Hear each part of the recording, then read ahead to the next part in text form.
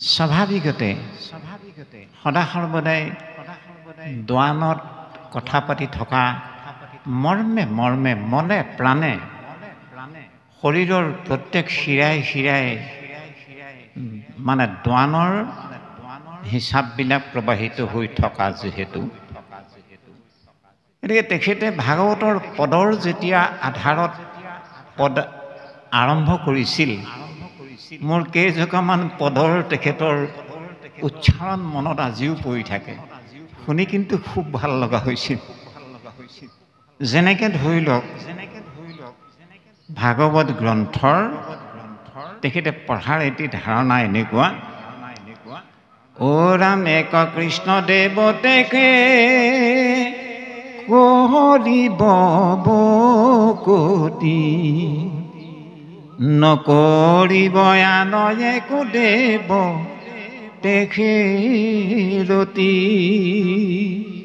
ঠিক যেন ঐনিতমৰ এটা ঠাচ প্ৰকাশ পায় ঠিক তেনেধৰণে সমস্তজনক আনন্দ দিয়া এজন ভাগৱত প্ৰাণা পিতৃৰ যোগ্য জীয়াৰী যোগ্য পৰিয়ালবৰ্গই আজি আপোনাক সমস্তজন বৈকুণ্ঠৰ পাৰিষদক সমাগত কৰি তেৰাৰ বাসগৃহ চৰাত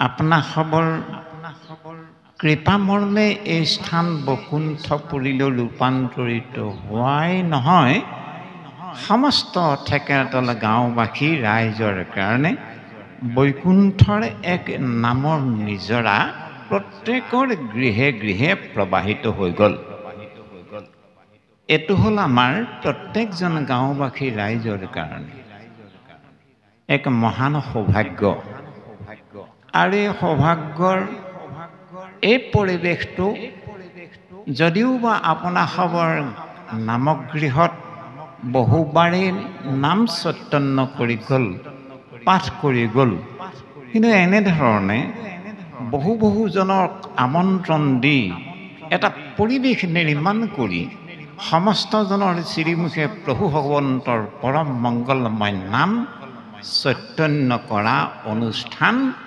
এইভাগেই প্ৰথম বুলি ধৰি ল'ব লাগিব গতিকে এই নামৰ মহামাহাত্যৰ প্ৰভাৱে প্ৰত্যেকজন মিচিং ঠেকেৰাতল গাঁওবাসী ৰাইজৰ গৃহে গৃহে নাম মংগলে যেন সৰ্বসুমংগল প্ৰকাশ হয় এয়া আমাৰ সৰ্বপ্ৰথমে প্ৰভু ভগৱন্তৰ দুখানি চৰণত ভক্তি ভৰা প্ৰাৰ্থনা সেৱা তে প্ৰভু সমস্ত আজি আমাৰ বিষয়বস্তু ভাগ হ'ল মহা ভাগৱত ধৰ্ম মানেনো কি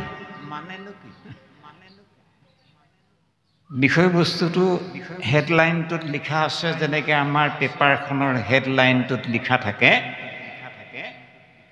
ঠিক তেনেকৈ ইয়াত এটা হেডলাইন কৰি থোৱা আছে এই দ্বিতীয় স্কন্ধৰ আৰম্ভণিতে মহা ভাগৱত ধৰ্ম তো পৃথিৱীমণ্ডলত বহুত ধৰ্ম আছে কিন্তু সকলো ধৰ্মক মহা শব্দটো ব্যৱহাৰ কৰা নাযায় কিন্তু ভাগৱত গ্ৰন্থতহে দ্বিতীয় স্কন্ধত এভাগ ধৰ্মক মহাভাগৱত ধৰ্ম বুলি কোৱা হৈছে প্ৰশ্ন হ'ল যে সেই ভাগনো কি মহাভাগৱত ধৰ্ম যাক সমস্ত ধৰ্মৰ ৰজা বুলি কোৱা হয় আৰু সমস্ত যিমানবিলাক ধৰ্ম আছে পৃথিৱীমণ্ডলত সমস্ত ধৰ্মই যি মহাভাগৱত ধৰ্মৰ কিংকৰ বা চাকৰ ধৰ্ম বুলি কোৱা হয় এই মহাভাগৱত ধৰ্মৰ এক বিশেষ মহামাহাত্য আছে কি মাহাত্য আছে এটা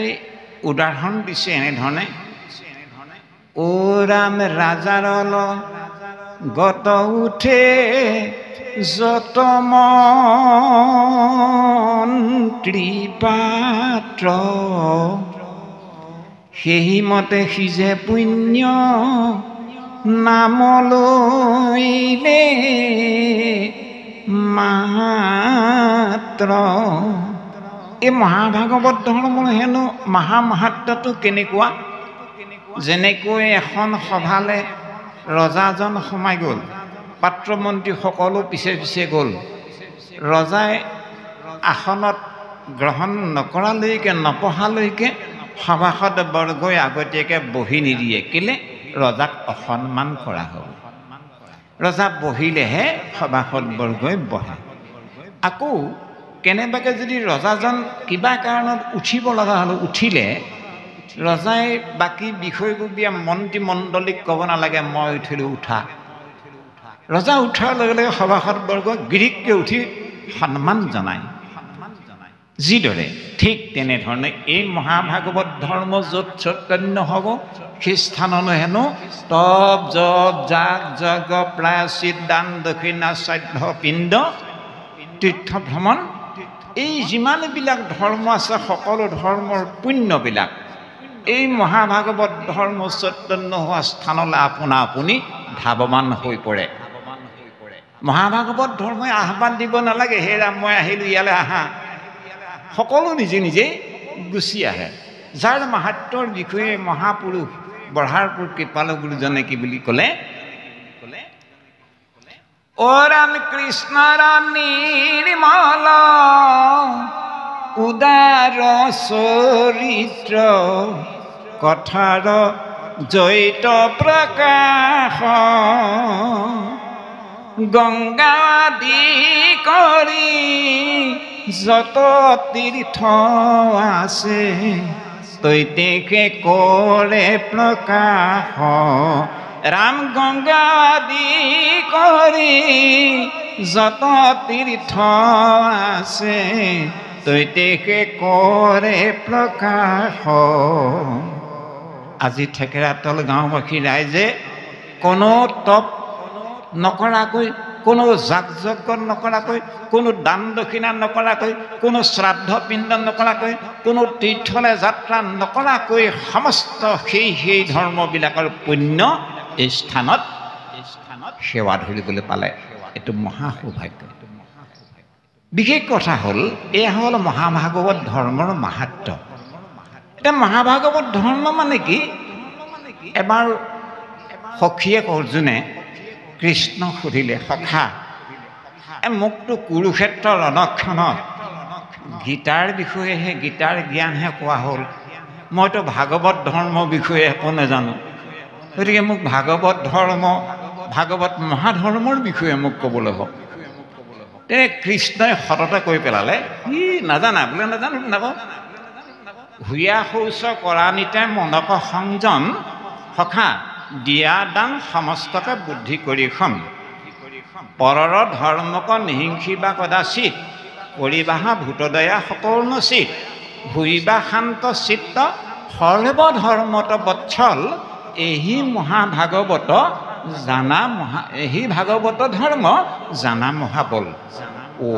অৰ্জুনৰ লাগিল ন সংশয়, বা মহাভাগৱত ধৰ্ম এয়াই নেকি? যদি এয়া মহাভাগৱত ধৰ্ম হয়, অৰাম হেন শুনি অৰ্জুন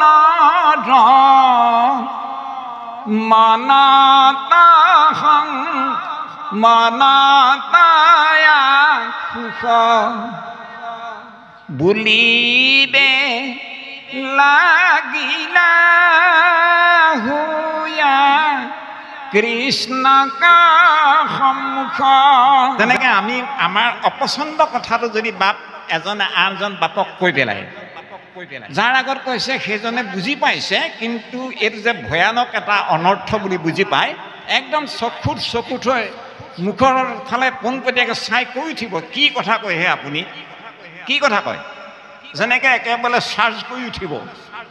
ঠিক তেনেকৈ অৰ্জুনে যেতিয়া ভাগৱত ধৰ্মৰ ব্যাখ্যাটো শুনিলে, ভগৱান কৃষ্ণই ক'লে কি বুলি ক'লে, ই সখা তুমি ভাগৱত ধৰ্ম নাজানা, মহাভাগৱত ধৰ্ম বোলে নাজানো। ভূঞা শৌচ কৰা নিতে মনক সংযম, প্ৰথম কথা। 2 নম্বৰ কথা হ'ল মহাভাগৱত ধৰ্মৰ নিয়ম আছে কেইবাটাও, দিয়া দান সমস্তকে বুদ্ধি কৰি খম, 2 নম্বৰ চৰ্ত। 3 নম্বৰ এটা চৰ্ত আছে, পৰৰ ধৰ্মক নিহিংসিবা কদাচিত কৰিবাহা ভূতদয়া সকৰ্ণ চিত 4 নম্বৰ আৰু এটা ছত্ৰ আছে, হুইবা শান্ত চিত্ত সৰ্বধৰ্মত বৎসল এহি ভাগৱত ধৰ্ম জানা মহাবল। এই বুলি যেতিয়া দিলে কৈ হেনে শুনি অৰ্জুনৰ মনত আশুষ বুলিবে লাগিলা হুয়া কৃষ্ণক সন্মুখ।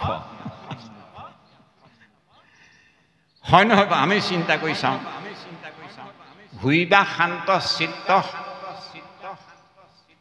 হুইয়া শৌচ কৰা নিতে মনক সংযম বৰ সৰু কথা নহয়। ভাগৱত ধৰ্মৰ এই নিয়মকেইটা তেনে সৰু নিয়ম নহয়। হুইয়া শৌচ কৰা নিতে মনক সংযম কৰাটো আমি কলিযুগৰ অল্পমতি অলপায়ু মানুহৰ হয় কৰিব লাগে, কৰিব পাৰিলে ভাল, কিন্তু বৰ জটিল। মনক সংযম কৰাটো খুব সহজ নহয়। তাৰপিছত ক'লে দিয়া দান সমস্তক বুদ্ধি কৰি সম। কলিযুগৰ প্ৰত্যেকজন মানুহে কোনে কাক কিমান দান দক্ষিণা দিব পাৰিব। সমৰ্থবান লাখপতি কৰপতি কিজনহে দান দক্ষিণা দিব পাৰিব। দৰিদ্ৰ সীমাৰ সাৰ্থত থকা মানুহবিলাকে তেতিয়াহ'লে মুকুতি নেপাব নেকি? নাই, এইটো কেনেকৈ সাৰ্বজনীন মহাভাগৱত ধৰ্ম হ'ব? কেতিয়াও হ'ব নোৱাৰে। দিয়া দান সমস্তকে বুদ্ধি কৰি সম, সকলোকে সমভাৱে দান দক্ষিণা কৰি সেৱা কৰিব পৰাটো কলিযুগৰ অল্পমতি অল্পায়ু মানুহ। আগবেলা খালে পিছবেলালৈ চিন্তা কৰিবলগীয়া মানুহবিলাকৰ এইটোতো সহজ ৰাস্তা নহয়। আকৌ ক'লে বাৰু ইটো বাৰু ঠিক আছে, 3 নম্বৰ চৰ্তটো পৰৰ ধৰ্মক নিহিংসিবা কদাচিত। হয়, আনৰ যি ধৰ্ম এইবিলাকক কোনেও নিন্দা প্ৰশংসা কৰিব নাপায়, সমালোচনা কৰিব নাপায়। যাৰ যেনেকুৱা মতিগতি কৰিছে কৰি থাকে। নিজে যিটো বুজি পাইছোঁ সেইটো কিন্তু এৰিব নালাগে, এই কথাটো কৈছে। এইটো ভাল কথা। কৰি বাহা ভূত দয়া সকলো নচিত। সমস্ত প্ৰাণীকে আত্মবৎ দৃষ্টিৰেখতে স্নেহ মৰম দয়া কৰিব পৰাটো কলিযুগৰ অল্পমতি অলপায়ু মানুহৰ কাৰণে ইউটো জটিল কথা। আৰু তাতকৈ ডাঙৰ কথা এটা কৃষ্ণ সখাই মোক এতিয়া কৈ দিলে, যিটো কথা তেওঁৰ জীৱনত মই সম্পূৰ্ণ বিপৰীত দেখিছোঁ। এতিয়া সখা, তুমিতো মোক গীতা গ্ৰন্থত কৈছিলা, কি কৈছিলোঁ? তুমিতো কৈছিলা সৰ্বধৰ্মান পৰিত্যাজ্য মামেকং শৰণম ব্ৰজ অহম ত্বম সৰ্বপাপেভ্যো মোক্ষয়িষ্যামি মা শুচঃ। মা শুচঃ, চিন্তা নকৰিবা। তুমি এটা কাম কৰা, সকলো ধৰ্ম বৰ্জন কৰা। মাম একং শৰণম ব্ৰজ, মোট এক শৰণ ধৰ্ম গ্ৰহণ কৰা। অহম, মই ত্বম, তোমাৰ সৰ্বপাপেভ্যো, তোমাৰ সকলো পাপৰ পৰা মোক্ষয়ি, মই তোমাক মুক্ত কৰি দিম। মা শুচঃ, চিন্তা নকৰিবা। আৰে আজিৰ বাদে কালি মোক ক'লে যে সকলো ধৰ্ম বৰ্জন কৰি এক শৰণ ধৰ্ম গ্ৰহণ কৰা, আৰু আজি ক'লে হুইবা শান্ত চিত্ত সৰ্বধৰ্মত বৎসল, সকলো ধৰ্মকে তুমি মান্যতা দিয়া, সকলো ধৰ্মক অনুসৰণ কৰা। এইটো কেনেকুৱা কথা? গতিকে মই এইটো কেতিয়াও মোৰ মনে ধৰা নাই, এইটো মহাভাগৱত ধৰ্ম কেতিয়াও হ'ব নোৱাৰে। ভগৱান কৃষ্ণই বুজি পাই গ'ল, অৰ্জুন যাৰ স্বাভাৱিক স্বভাৱটো হ'ল জিজ্ঞাসু পৰায়ণ, সঁচা অৰ্থত জানিব বিচৰা এটা মন থকা এজনেই বীৰ, সেইজন হ'ল ভাৰতবৰ্ষত কেৱল অৰ্জুন, যাৰ মনত সদায় প্ৰশ্নসুলভ এটা চিন্তাধাৰা সদায় থাকে। গতিকে আমাৰতো এটা প্ৰবাদ আছে, বোলে শিষ্য পৰশী উপদেশ দিবা। গতিকে ভগৱন্ত বস্তুৱে অৰ্জুনক এই কথাটো ক'লে ঠিক হ'ব নে নহ'ব, তাৰ আগত এটা পৰীক্ষা লৈ চালে, দেখিলে যে অৰ্জুন ঠিক আছে, অৰ্জুনে মহাভাগৱত ধৰ্ম পালন কৰিব পাৰিব। তেতিয়া অৰ্জুনক প্ৰশংসা কৰি কৈছে, শুনা শুনা সখা অৰ্জুন, হয় হয়, মই তোমাক চালোঁ, তোমাক পৰীক্ষা কৰি, যে তুমি ঠিকেই কৈছা। হয়, মই যিজন কৃষ্ণই সিদিনা কুৰুক্ষেত্ৰ সমৰত মানে সৰ্বধৰ্ম এৰি একো শৰণ সাক্ষাৎ বুলি কৈছিলোঁ। গতিকে সেইজন কৃষ্ণই এতিয়া হুইবা শান্ত চিত্ত সৰ্বধৰ্মত বৎসল বুলি ক'লোঁ, এইটোতো বৰ এটা উল্টা উল্টা কথা।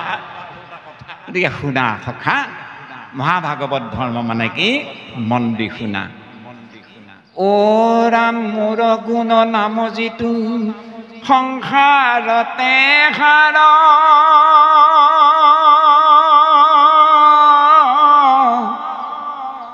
কৰিব গোপ্যক সখী তোমাতে প্ৰচাৰ।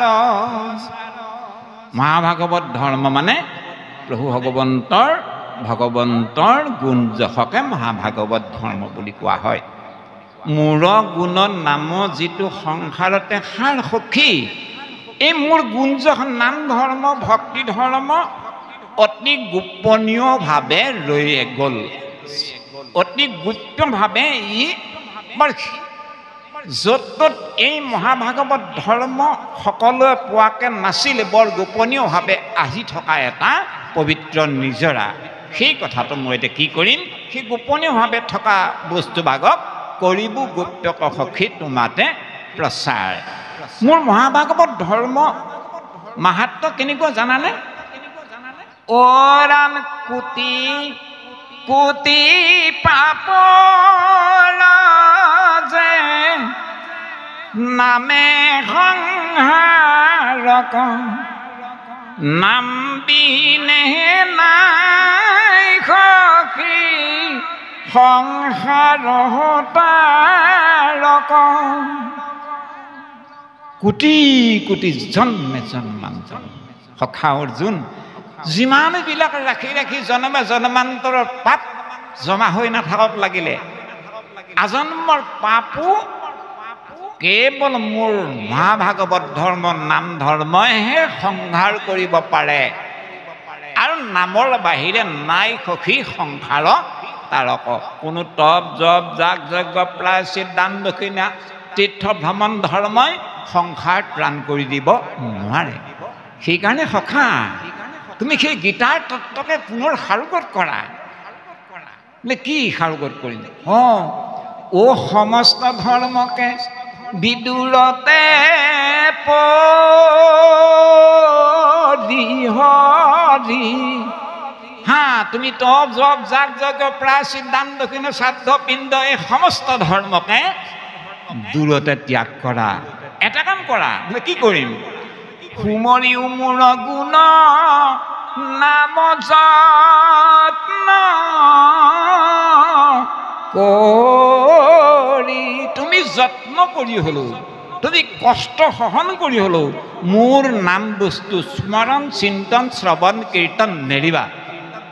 তেতিয়া কি হ'ব জানা? মোৰ এই মহাভাগৱত ধৰ্মক এটা ৰহস্য আছে, যি মহাভাগৱত ধৰ্ম, এই মহাভাগৱত ধৰ্মক ৰহস্য তত্ত্ব বুলি কোৱা হয়। অ ৰাম ৰহস্যৰো ৰহস্য মোৰ গুণ কৰ্ম, ইহাংকে বোলয় মহা ভাগৱত ধৰ্ম। প্ৰভু ভগৱন্তৰ যি নাম, এই নামক এক ৰহস্য তত্ত্ব সদা সৰ্বদাই জড়িত হৈ থাকে।